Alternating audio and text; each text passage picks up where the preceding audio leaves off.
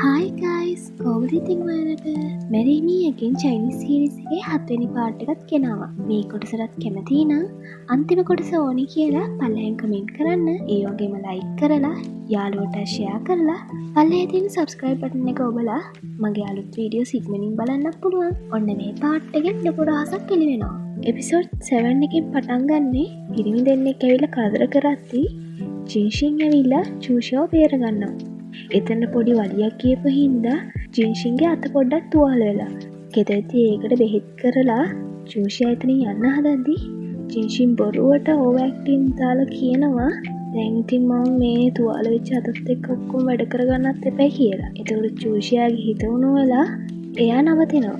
රෑ වෙද්දී චූෂියාට බඩගින්නක් ඇවිල්ලා ෆ්‍රිජ් එකෙන් පාන් පෙත්තකුයි ඇපල් ගෙඩි දෙකකුයි අරගෙන යන්න හදද්දී ජින්ෂින්ව හම්බෙනවා.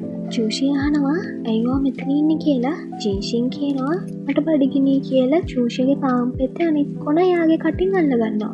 ඊට පස්සේ ජින්ෂින් ඒක අතෑරියම චූෂිය පාන් පෙත්ත කටේ තියාගෙන තව මොනවද කියන කිසි දෙයක් තේරෙන්නේ නැති හින්දා ජින්ෂින් ඒ පාන් පෙත්ත අයින් කරලා මට ඇත්තටම බඩගිනි කියලා චූෂියව කිස් කරගෙන යනවා. මේකේ කිස් වැඩි අප්පා.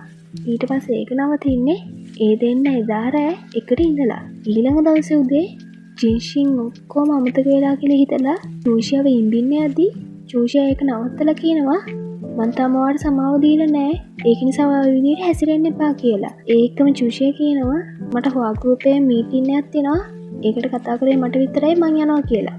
ඒතර ජින්ෂින් පස්සෙන් එනවා මං ඇරලා වන්නම් කියලා. එළියේ ඉඳන් ඒ දෙන්න වලිකකා යනකොට හොයිජින්ව හම්බෙනවා.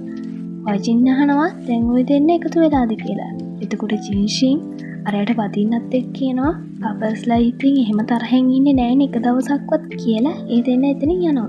ඊට පස්සේ ඩිරෙක්ටර්ස්ලාත් එක්ක තියෙන මීටින් එකේදී ඩිරෙක්ටර්ස්ලා බයිනවා ජින්ෂින්ගේ ආයෙත් පැමිණීමත් එක්ක වම්මාව ආයතනයේ ෂෙයාර්ස් ඔක්කොම ඉහළට ගිහිල්ලා මේකෙන් වෙන්නේ වා ගෲප් එකේ ඔක්කොම අනුමැති වෙන එක කියලා. ඒක නිසා ජින්ෂින්ගේ ඔක්කොම ෂෙයාර්ස් ටික ඔයා ගත්තොත් හොඳයි කියලා. ඒත් චූෂියා කියනවා එහෙම එකපාර කරන එක හරි නෑ නේද කියලා. එතකොට මං ජින්ෂින්ට කරන්නේ වැරද්දක් නේද කියලා. එතකොට ඩිරෙක්ටර්ස්ලා බයින්න ගන්නවා. ඔයා ගෲප් එකේ තනි අයිතිකාරයෙක් නෙමෙයි වාගේ තාත්තා. ඔයා නේද මේකේ ෆියුචර් හෙයර්. එතකොට ඔයා අන්වර්ති වෙනවා ජින්ෂින්ගේ ෂෙයාර්ස් ටික ඔහම ඉහළ ගියම් කියලා. චූෂියා තව පැහැදිලි කරනකොට ජින්ෂින් කියාගෙන එනවා මගේ ෂෙයාර්ස් ඔක්කොම කිසිම කොන්දේසියක් නැතුව හොයා ගෲප් එකට දුන්න කියලා. ඊට පස්සේ එළියේ ඉඳන් ජින්ෂින් කල්පනා කරනවා නියංචි මොකක් හරි හංගන් ඉන්නේ කියලා. රූචෑන් චූෂියාගේ තාත්තා චූෂියාගේ නමට ඔක්කොම දේපල පවරලාද කියලා බලන්න ඩොකියුමන්ට්ස් ටික බලන්න කියලා. අන්න එතෙන්දී ජින්ෂින් චෙක් කරාම ජින්ෂින්ට තේරෙනවා චූෂියාගේ DNA රිපෝට් එකේ ජින්ෂියව මුලින් මරන්න හැදුවේ. අන්න ඒ දවසෙන් පස්සේ වගේ තමයි රූචෑන් දැනගෙන තියෙන්නේ චූෂියා කියන්නේ එයාගේම දුව කියලා. මතකද හයිජින් අර බර්ත්ඩේ එක දවසේ කිව්වා මී ආන්ටිට ඔයාව හම්බුනේ හින්දා තමයි එතනින් පස්සේ ඔයා මේ චූෂියා වුනේ කියලා. ඉතින් චූෂියාට තව නමක් තියෙනවනේ. ඔයා රූයි ඒක තමයි රූචෑන් දුන්න නම. ඉතින් ජින්ෂින් ඒව ගැන කල්පනා කර කර ඉද්දී චූෂියා එනවා එතනට. චූෂියා ඊට පස්සේ ඇයි මෙහෙම ෂෙයාර්ස් දුන්නේ එකේ කියලා ඇහුවට පස්සේ ජින්ෂින් කියනවා දැන් ඉතින් මම සල්ලිකාරයෙක් නෙමෙයි දැන් ඔයා යටතේ තමයි මාත් ඉන්නේ කියලා. ඒකෙන් ජින්ෂින් කියනවා මං ඉතින් ඇත්ත හැංගුවේ හේතුවක් පිට ඒ වුණාට ඔයා දන්නවද මාත් අමාරුවෙන් හිටියේ වත් එක්ක ඉද්දි ඇත්ත හංගගෙන මාත් විඳෙව්වා එක එක ඒවා හැම කියනවා. ඊට පස්සේ චූෂියත් කියනවා මම විශ්වාස කරනවා කියලා. එතකොට ඒ දෙන්න එතන ඉඳන් කිස් කරනවා. ඊළඟට එදා රෑ ඒ දෙන්න එකට තමයි හිටියේ. ඒ අතර පෙන්නන්නේ නියංචිගේ කඹුලට හයිජින් ගහලා කියනවා ඔයා මට උදව් කරන වෙනුවට කරදරමයි කරන්නේ. ඔයාට ජින්ෂින්ව ඕනේ නැහැ ඒකට කමන්නේ. හැබැයි චූෂියා මගේ කියලා මං ඔයාට කිව්වා. ඔයා කොහොමද එයාට රිද්දුවේ කියලා. නියංචි කියනවා මං කරේ එදෙනව වෙන් කරන එක විතරයි කියලා. එතකොට හයිජින් කියනවා එතකොට කට්ටියක් ඔදම්මල චූෂියා රිද්දන්න හැදුවේ. ඒක හරි කියලාද? ඒකෙන් උනේ ඒ දෙන්න තව තවත් ලං වෙච්ච එක නේද කියලා. චි කියනවා ඔයා මට ඔහොම බයින් එක සාධාරණයිද? ඔයා මොනවද කරේ කියලා. එතකොට හයිජින් කියනවා ආයෙනම් මම මේක බලාගන්නම් කියලා යන්න හදද්දි නියංචි කෑ ගහනවා ජින්ෂින්ට අත තියන්නවත් එපා කියලා. එතකොට හයිජින් කියනවා බොරුට හොඳ වෙන දඟලන්න එපා. ජින්ෂීව කනින් මරන්න හදද්දී ඔයාත් හිටියා නේද? මට විතරක් ඇඟිලි දික් කරන්න එපා. ඔයා ඒ රහස් හංගගෙන හිටියේ එකත් වැරද්දක් නේද? ඉතින් ඔයා කොහොමද හොඳ වෙන්නේ කියලා. එතකොට නියංචි කියනවා ඔයානි මාව ඒකට පෙළඹුයි කියලා.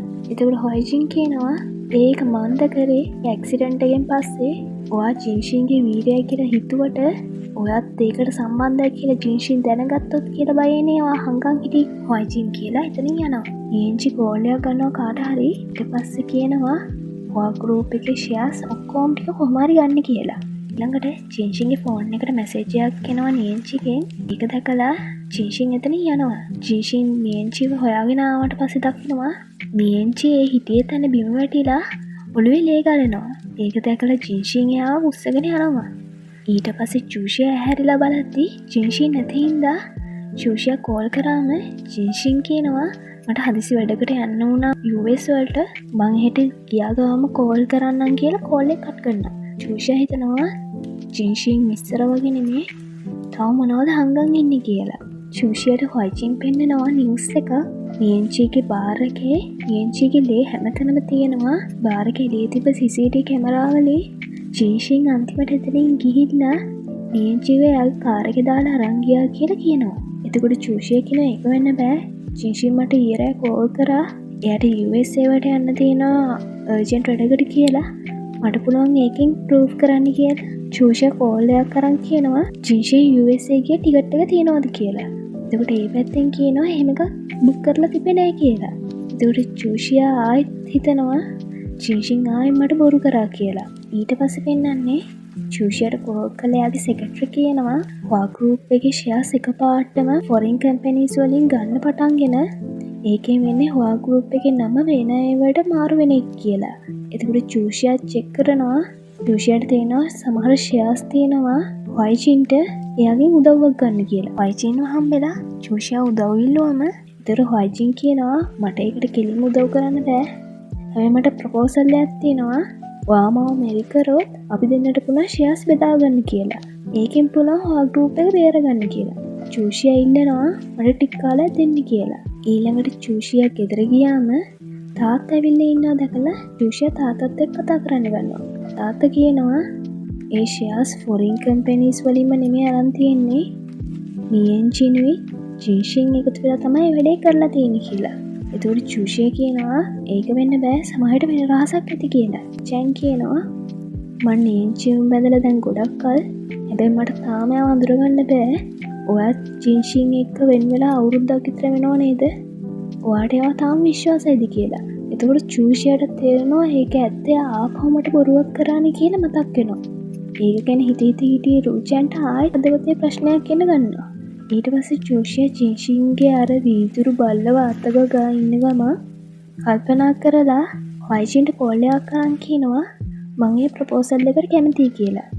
ඊට පස්සේ පෙන්නන්නේ හොයිජින් චූෂියා හම්බෙලා කියනවා නෙක්ස්ට් වීක් එකේ අපි දෙන්නගේ වෙඩින් එක තියෙනවා. ඔයාට අමාරුම නම් අපිට පුළුවන් ඒක පෝස්ට්පෝන් කරන්න කියලා. එතකොට චූෂියා කියනවා නෑ ඒකට කමක් නෑ. හැබැයි මට ඔයා ගැන හිතන්න තව ටික කාලයක් ඕනි කියලා. එතකොට හොයිජින් චූෂියා කොණ්ඩේ අල්ලලා කියනවා ඔයා අලුත් ස්ටයිල් එකකට හැරුණා නම් ඔය ඔක්කොම පරණ දේවල් අමතක කරන්න පුළුවන් කියලා. ඉතින් කොණ්ඩේ මෝස්තරයයි ඇඳුම් එහෙම වෙනස් කරගෙන යන ගමන් හොයිජින් කියනවා ජින්ෂීන්ගේ ගෙදරින් අයින් වෙලා ඔයාට පුළුවන් මගේ ගෙදරට එන්න කියලා. ඉතින් චූෂියා කල්පනා කරලා ඒකට කැමති වෙනවා.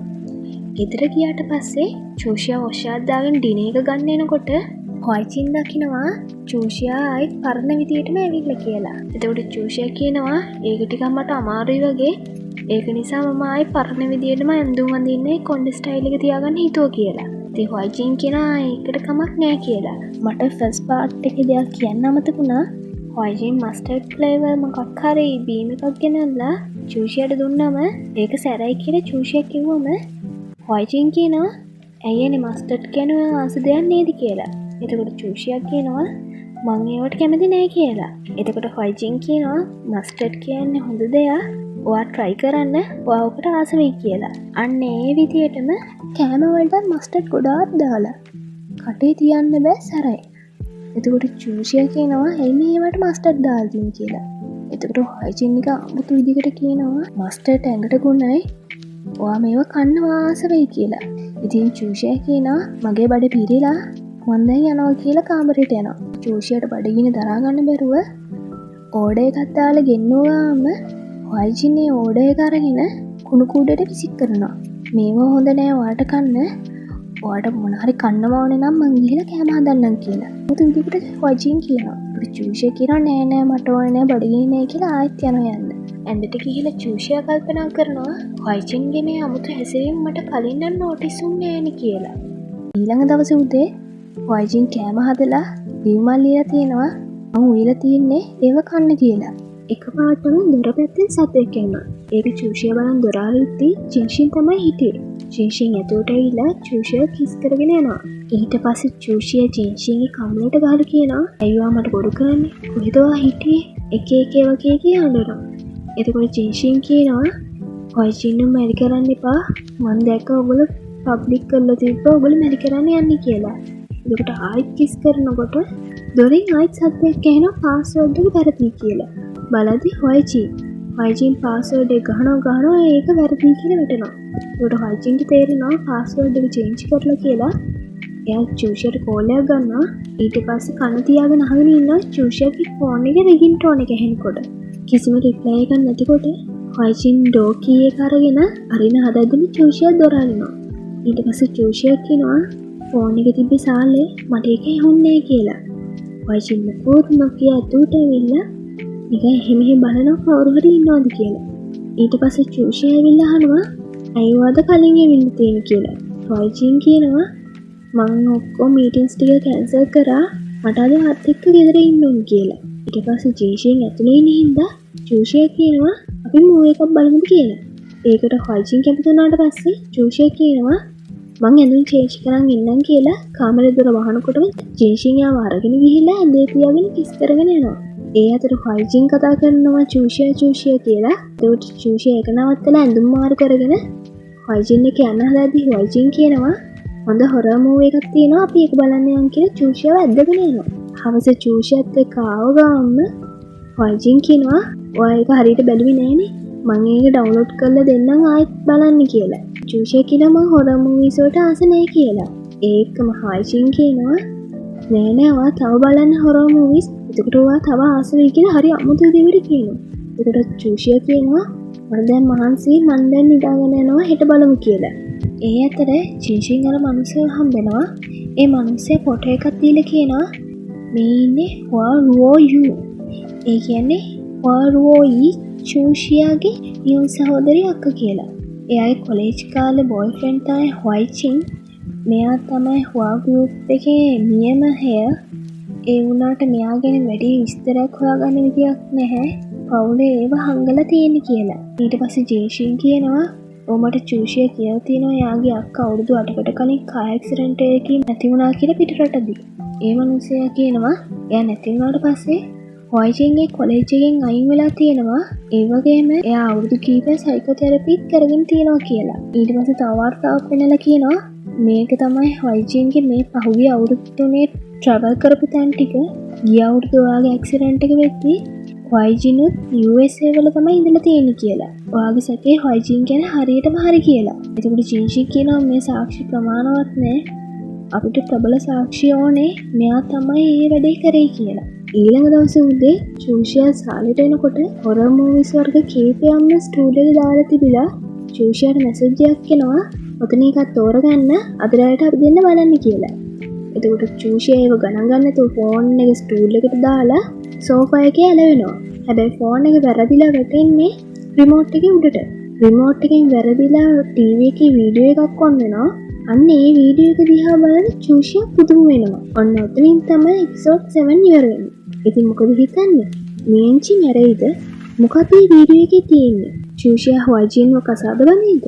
ඉතින් මේ ටික දැනගන්න නම් අන්තිම එපිසෝඩ් එක ඕනි කියලා පල්ලෙහා කමෙන්ට් කරන්න. ඉතින් හැමෝටම ස්තුති කරනවා මගේ වීඩියෝ එක අන්තිම වෙනකම් බලුවට.